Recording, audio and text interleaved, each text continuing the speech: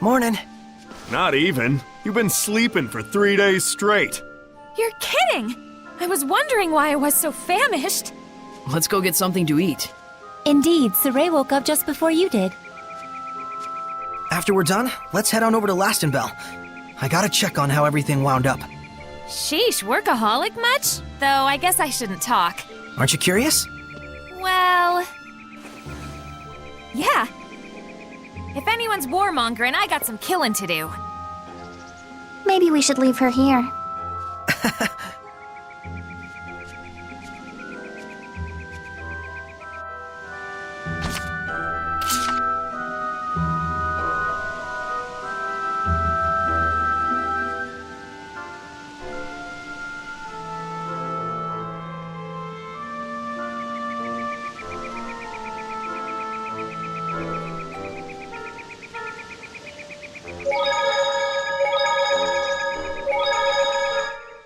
Lila, those dragons used to be seraphim, right?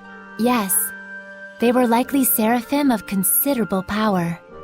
Most likely, he captured them and shut them away in an area where malevolence is likely to gather.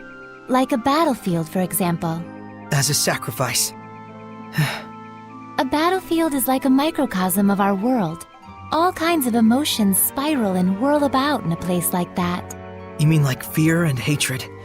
The kind of emotions that would beget dragons. Those aren't the only ones. There's also bravery. The bravery needed to stand up against the dragons. And that's something you invoked. Then I can't give up yet. Not as long as there's still hope. I'll just have to believe. Both in Sergei and in the world that humans live in. Indeed. And we will believe in you.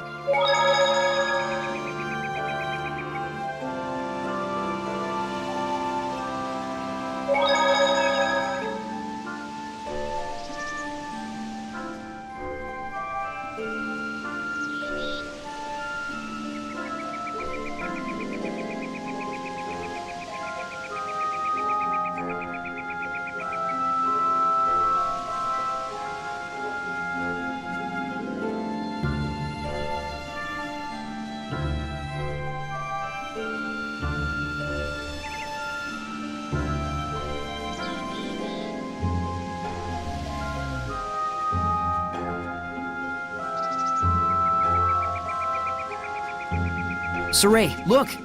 Alisha and Lucas!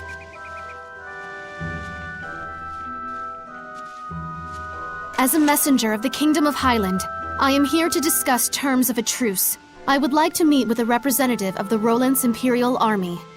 We honestly wish we could allow you to pass, but Highland and Roland's are still officially at war. This is a decision that has to be made at the top. I'm afraid as mere rank and file, Alisha! Lucas! Sergei! I knew you were alive! You're meeting with Roland's? I hope. It seemed like this might be the last chance for diplomacy. A Highland princess wandering all the way here with no escort? You're a trooper. What do you mean? She's got the best guard in the world. If there's a chance we can stop the war, it's a small price to pay.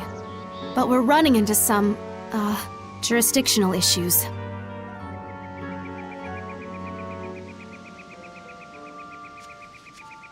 Shepard? You're with the Platinum Knights, right? Do you think you could contact Sergei for us? Tell him that Sergei's friend, Alicia, has come to visit. If it's a meeting between friends, then the Knights have no need to interfere. I'm sorry my subordinates couldn't be more flexible with you.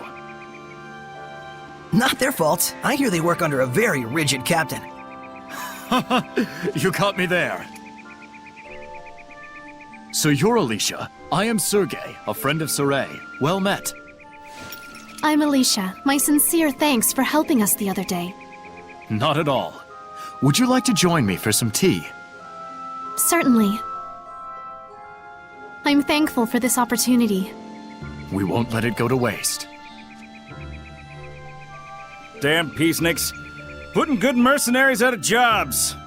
This calls for booze. What do you say, Shepard?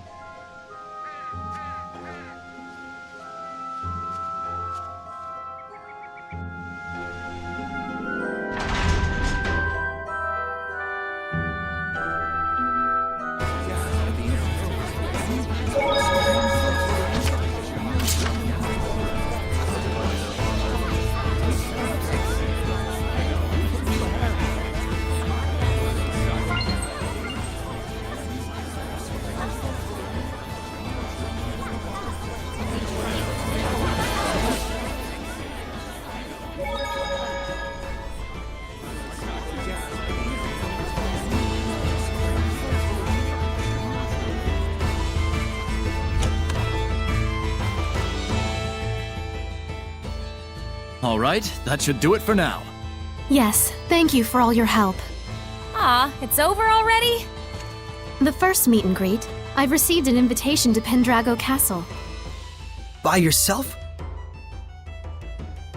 In exchange, His Imperial Majesty of Rollins will allow me to meet for direct negotiations. Not bad for a bottom-rung princess, huh? We are comrades who battled the dragon together. The Empire will have the decency to acknowledge that. Neat. Guess the peace talks are in good hands. And here I thought the war would be dragging on and on. Oh no, that was a pretty good one! I'm jealous. Is it a competition?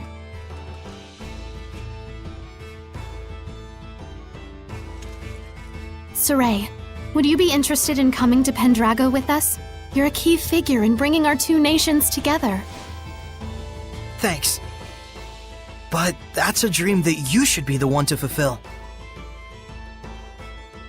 I suppose. Best to you on your journey. You too, Alicia. Sergei. Not to mention our plastered buddy out there.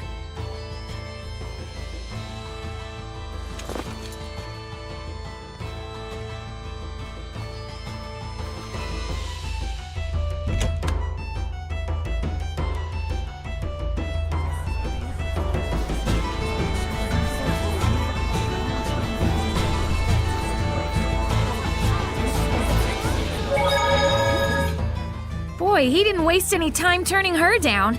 Right there in front of him, the perfect date. No wonder girls don't dig shepherds. Well, what can you do? Yes, we're talking about Sergei after all. Seriously? There you have it.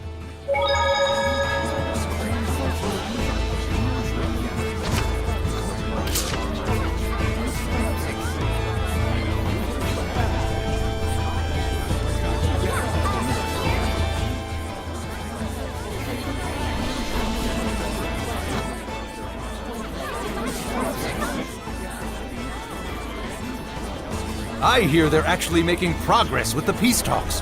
That Princess Alicia is a godsend. She sure is. If only a certain layabout would follow her example.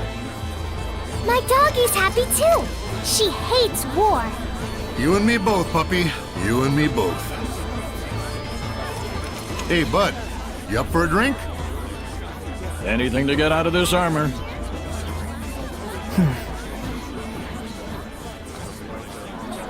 Our departure can wait a day. Huh? But... So sleepy all of a sudden. Oh, my back. I gotta lie down. Get us a nice room. Come on.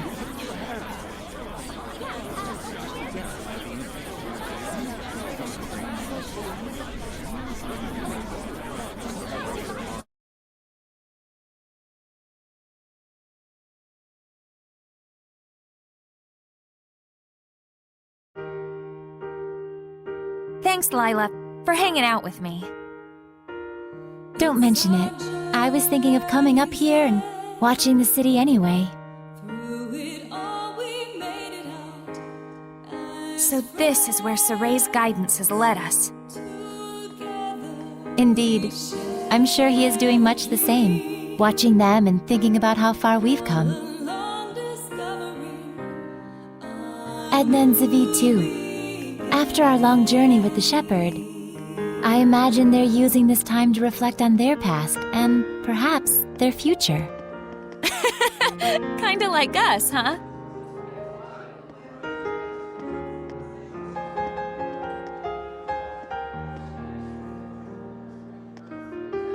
Well, well. Edna coming to see me? Should I be scanning the skies for pigs?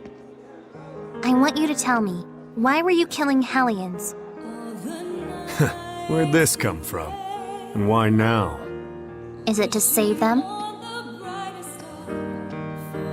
Did you make up your mind that it's something you have to do in order to save them, like Sergei did? Oh, I get it. You still haven't quite wrapped your head around the idea of death as a form of salvation. And so every time you put it into words, it's been to convince yourself.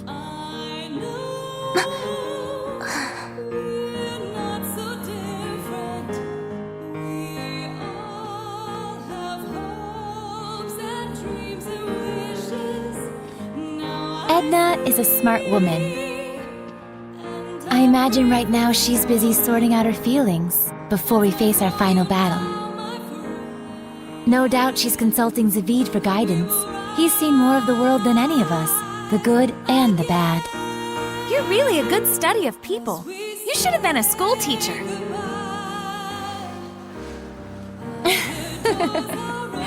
Oh, but Rose, you had something you wanted to ask me, didn't you?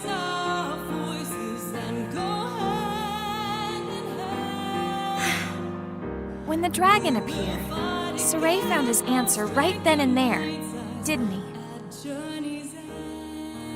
It was that he didn't want that battlefield to see any further killing or bloodshed.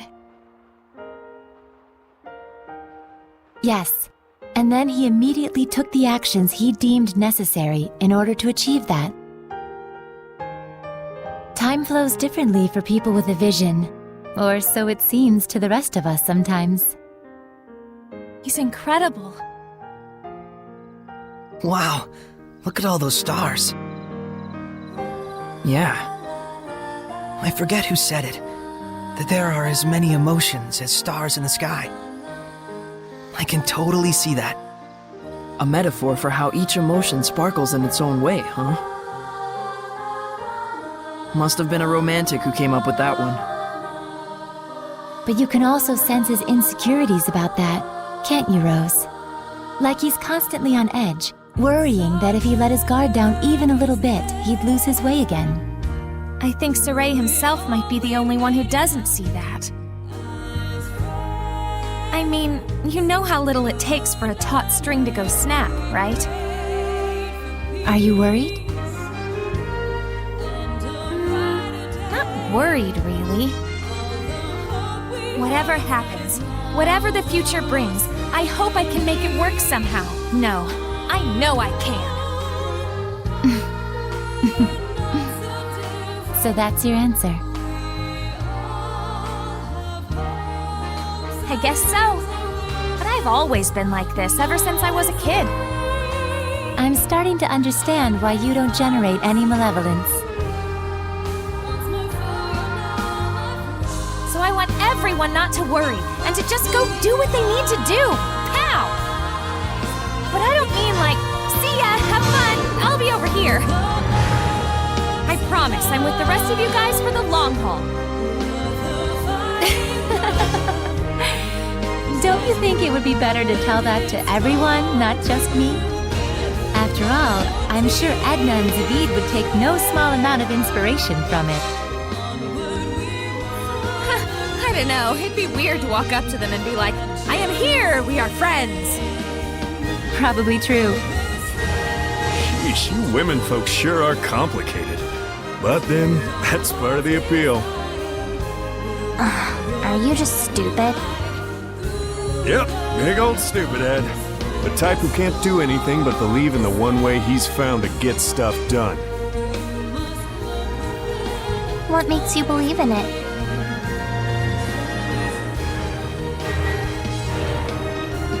I just have a need to protect the pride of my friends and fellow Seraphim. No one becomes a Hellion because they want to. But when you turn into one, you know what that means, right? So that's why I end it for them, for the sake of their pride.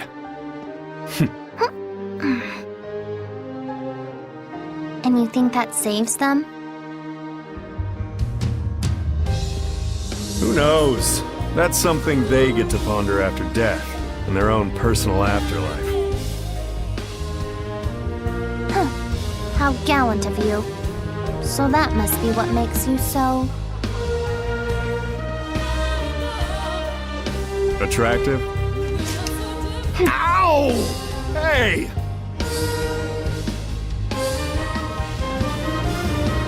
Knock it off!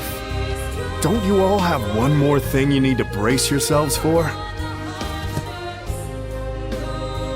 It'll depend on what Sergei does with Mautelis after we take down Heldolf.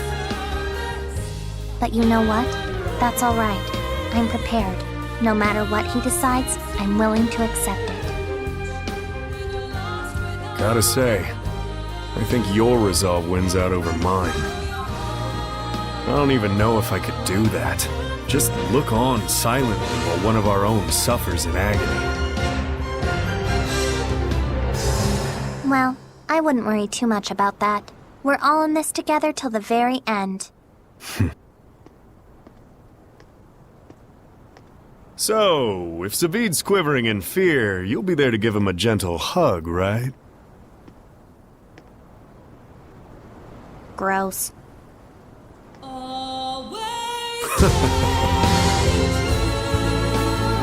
Well, if my saying something is enough to cheer those two up, it might be worth it after all. It's enough to have someone to lend you a kind word. After all, that's what friends and comrades are for.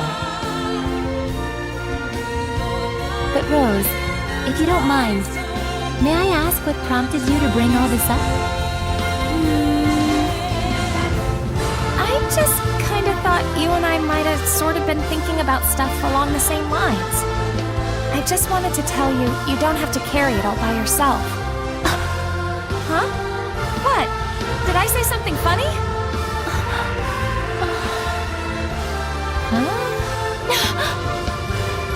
The two of us really are more alike than we realize.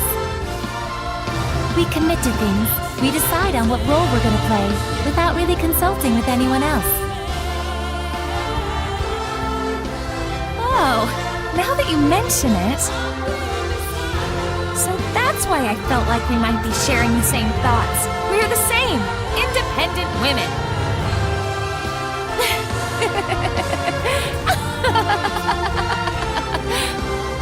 Rose, I must thank you. I feel like a great load has been taken off my mind.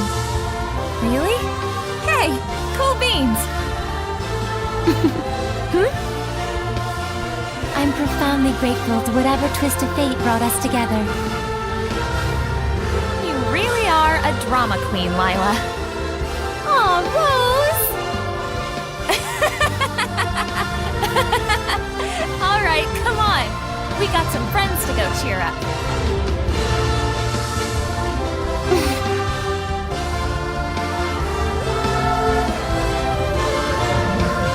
There's something I learned from this journey.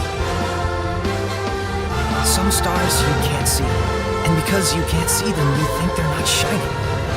They are. It turned out that there were a lot of stars that we couldn't see from our home in Alicia. Once people notice the stars, they start to understand just how brilliantly they shine. Just like how Alicia finally got a sense of what Seraphim were truly like the first time she heard your voices. That was a trip. You should have seen your face.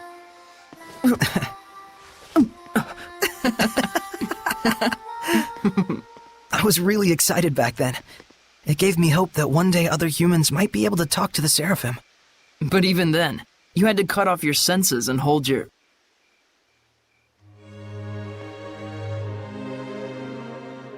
Oh, I see. You were actually contemplating what you'll do after the last battle. Yeah. If I let myself become a vessel for Mautelis and shut off all my senses, we might be able to spread that power throughout the entire continent of Glenwood. If it works, and that's a big if, the Squire ought to be able to wield power like mine, even if she doesn't possess natural ability on par with a shepherd. So long as you entrusted all of your senses to the Squire, it's not out of the question. And we might be able to grow the ranks of squires who could help us. Just think of Alicia. It's arguably a more constructive approach than just waiting for another shepherd to appear. Exactly. But you understand the implications, don't you? Yeah. Until the Squires can quell enough of the Earth's malevolence to let Mautelis' natural purification take over, I would need to wait and sleep. By bonding with Mautelis, you'll be abandoned in time. It could take years. It could take centuries. And even if humans appear who can see and talk to Seraphim, there's no guarantee they'll choose the path of coexistence. I believe in them. What about your dream? Weren't you going to go off exploring ruins around the world? My dream will live on, so long as I don't forget.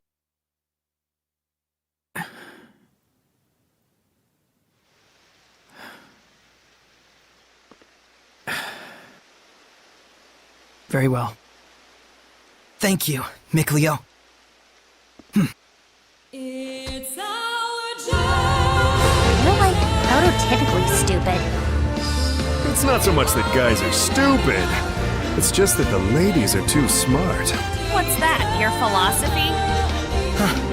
Looks like the gang's all here. I suppose you were all listening to us then? Yes. I may not be Edna, but you really are Totally stupid.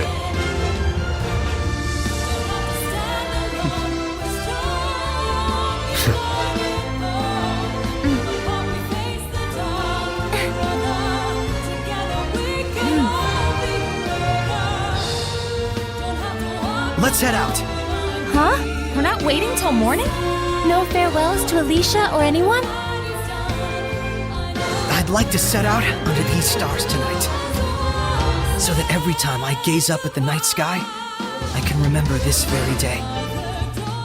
Guess we've got our own romantic right here. You think so? So what's up? Are we going? Yeah. To the last battle. Yeah. All right then. No doubts, no regrets.